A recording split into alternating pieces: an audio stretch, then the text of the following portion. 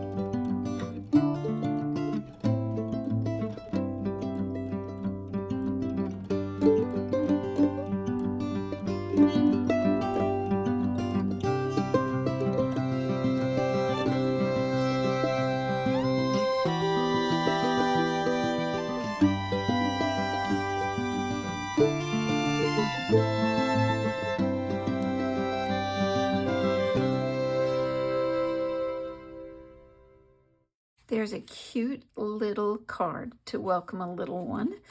I used the champagne rhinestones. I'm glad they were stuck to the back of my basic jewels. It really worked out. I like that color. Brings in the yellow as well. Decorated the inside, decorated the envelope, and it's set to go. Well, thank you again so much for watching. Don't forget to hit like, share, and subscribe, and we'll see you next week. Bye.